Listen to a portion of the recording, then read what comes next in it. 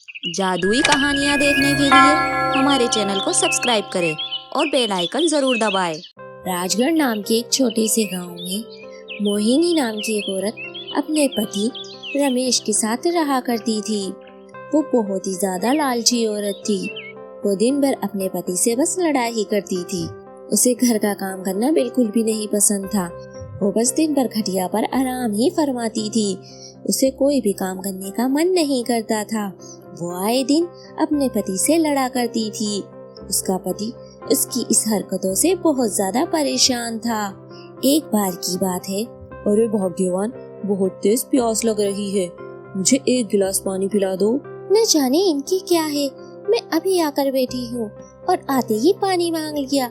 जब देखो मुझसे काम करवाते रहते हैं, कभी खुद भी काम कर लिया करो।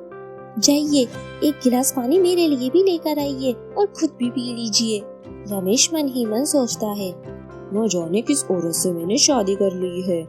ना काम करती है और ना ही चैन से रहने देती है। किस आलसी औरत से मेरी शादी हो गई है। मेरे तो भाग ही फूट गए हैं। दोपहर का समय था। एक बूढ़ी औरत उनके झोपड़ी के पास आती है और बोलती है, अरे बेटा, कोई है? मैंने 2 दिन से खाना नहीं खाया है, मुझे कुछ खाने को दे दो। उस दिन रमेश घर पर ही था। वो उस बूढ़ी औरत से कहता है, अरे अम्मा जी, आप यहाँ पर बैठ जाइए, मैं आपके लिए खाने को कुछ लेकर आता हूँ।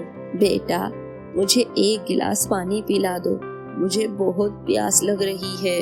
रमेश जाकर अपनी बीवी को पानी देने को कहता है। अरे भाग्यवान, जरा मेरी बात सुनना, उस बूढ़ी औरत को जाकर एक गिलास पानी दे दो।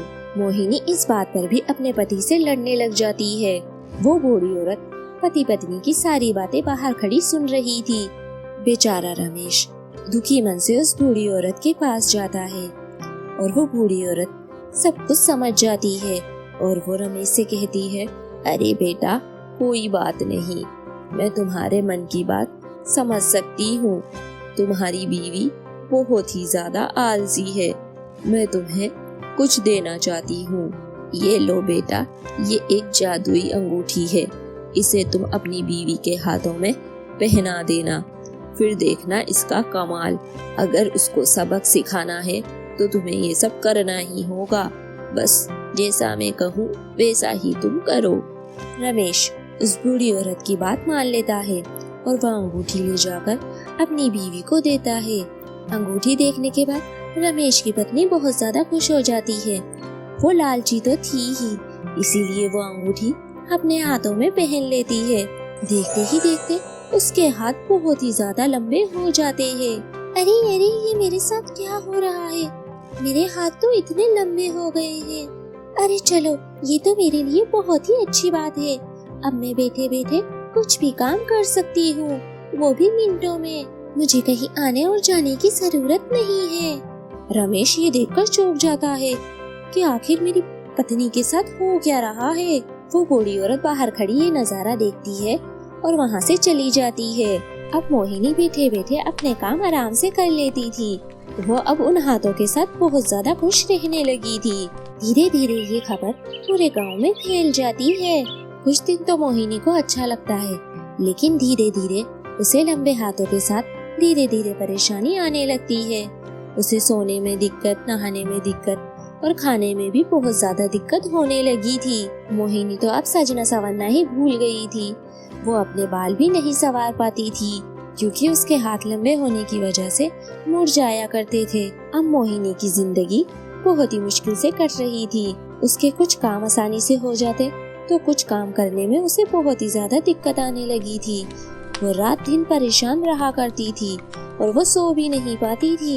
अरे भाग्यवान, अब क्या हो गया? तुम तो इन हाथों के साथ बहुत ज्यादा खुश थी कि तुम्हारे सारे काम बैठे बैठे ही हो जाते हैं।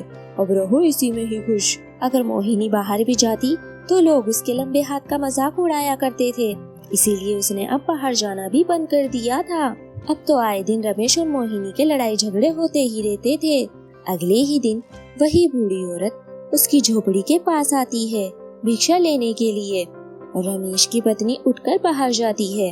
बूढ़ी औरत को उसके मन की बात समझ आ गई थी। अरे बेटी, अब क्या हुआ? तुम खुद ही तो चाहती थी कि तुम्हारे सारे काम बैठे बैठे ही हो जाए। और तुमने उस दिन इस बूढ़ी औरत को खाने को भी नहीं दिया था। माँ जी, मैं अपना दुख आपको क्या बताऊं? आपको मेरे बारे में सब पता है। न जाने एक दिन मेरे हाथ खुद ब खुद लंबे हो गए। मैं इसके साथ बहुत खुश थी, लेकिन अब मुझे बहुत ज्यादा तकलीफ हो रही है।